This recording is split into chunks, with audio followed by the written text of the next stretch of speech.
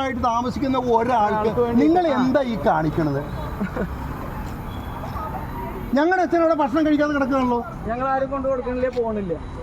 ഞങ്ങളവിടെ പോലീസ് വെച്ച് കൊടുക്കണം.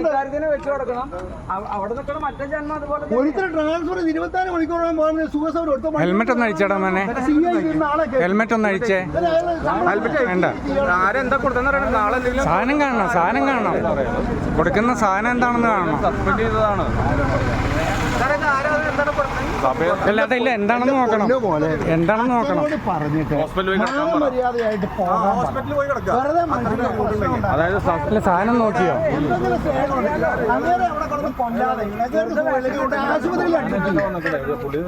അല്ല ഇത് തുറക്കുന്നത് ഈ സാധനം കൊടുക്കാൻ മേളിക്കുറ കൊടുത്താ പോരെ.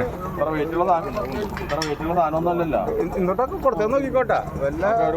കത്തിയും കടയിലും കത്തിയും കള്ളും കുപ്പി തന്നോട് ഇതൊക്കെ തുറക്കാൻ ആരാ പറഞ്ഞത്? പോലീസ് കൂട്ടിയ സാധനം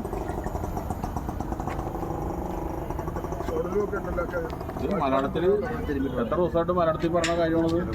ഓനെ ചുമ്മാ വെറുതെ പ്രശ്നം ഉണ്ടാക്കരുത്. സ്നേഹബുദ്ധിയാ പറയാണ്, വെറുതെ പ്രശ്നം ഉണ്ടാക്കരുത്. ഞാൻ പറയാം, ഒരു പുരോഹിതനാണ്, വെറുതെ പ്രശ്നം ഉണ്ടാക്കരുത്. ഇനി പണി നടക്കില്ല. ശരിയാണ്, ചിലപ്പോ അടിക്കാനും പറയാൻ പറ്റും. പക്ഷെ ഇതിന് പിള്ളേര് കളിയല്ല. ഒരു കാര്യം ഞാൻ പറയാണ്, പിള്ളേര് കളിയല്ല. അച്ഛനോട് അനാവശ്യമായി പ്രശ്നം ഉണ്ടാക്കരുതെന്ന് പറയണം. അയാളോട് ഹോസ്പിറ്റലിൽ പോയി കിടക്കാൻ പറ.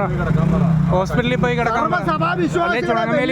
പറ. സർവ്വസഭാസലികളെ സമൂഹത്തിനെ മുഴുവൻ വെല്ലുവിളിച്ചിങ്ങനെ ജീവിക്കാതെ വിചാരിക്കരുത്. പുറത്താക്കിയ ആളല്ലേ അയാള്? വീട്ടിൽ പോയി കിടക്കാൻ പറയുന്നത്. ആഴ്ച ഡ്യൂട്ടി മാറാൻ വന്നിരിക്കുന്നു.